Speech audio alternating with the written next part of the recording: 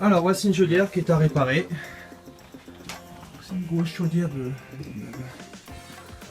Donc là apparemment le problème c'est qu'il y a une fuite au niveau des raccords ici.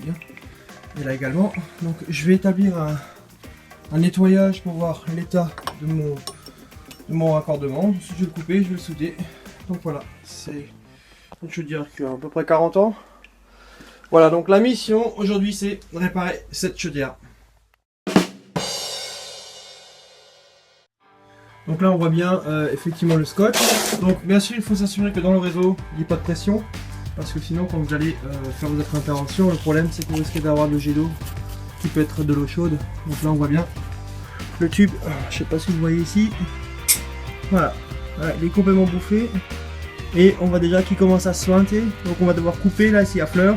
Et souder du gris tout simplement. On va pas y avoir ce problème.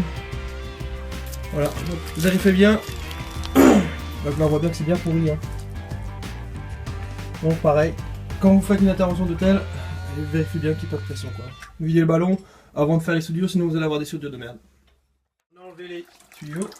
Voilà. Donc là j'ai bien coupé et si vous regardez bien, voilà, je vais essayer de faire en sorte qu'avec la balade ça puisse être visible. Donc là ici vous avez votre diamètre d'acier qui a été coupé. Et à cette zone là en fait vous avez une faiblesse. Donc c'est là que ça a creusé et qu'il y avait une fuite.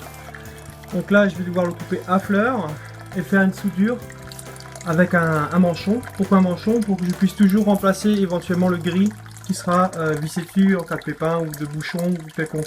Parce que sur ces vieilles chaudières en général vous avez beaucoup de bouchons. Vous avez des mauvaises surprises comme là, ce raccord est complètement pourri, il faut bien voir. À l'intérieur c'est obstrué à 80%. Donc quand c'est obstrué à 80%, il vaut mieux mettre à la limite un manchon si au cas où vous avez un bouchon et qu'il faut l'utiliser à l'aide d'un tournevis ou d'un burin pour pouvoir casser ce bouchon qui est simplement de la ferrite. Voilà. Une fois vidé le fût, on coupe le raccord, on regarde comment ça se présente et après on le nettoie comme ça pour que ça soit bien lisse. Et là je vais venir avec mon tube de gris. Il va falloir que je soude comme ça. Donc il faut que je fasse un biseau sur le tube, un angle, pour qu'il puisse correspondre et pour qu'il soit droit, qu'il corresponde avec le tube.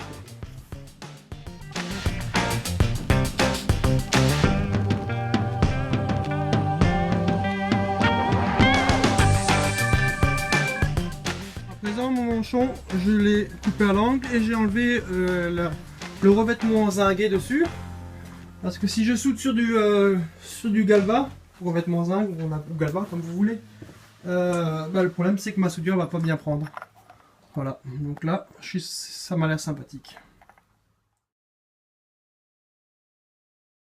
Et voilà, le tube soudé.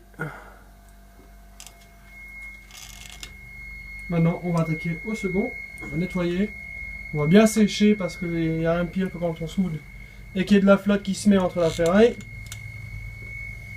Et après, l'affaire est réglée.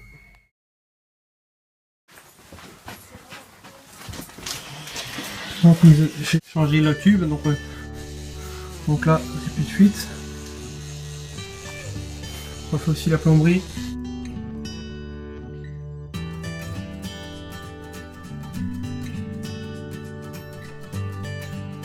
Bon, maintenant ça tient, c'est étanche. On l'a mis sous pression, on l'a mis sous épreuve, c'est bon, ça tient.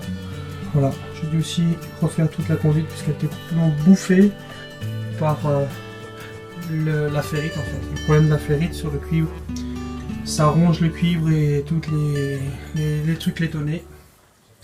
Et vous avez des trous qui se font dans la conduite.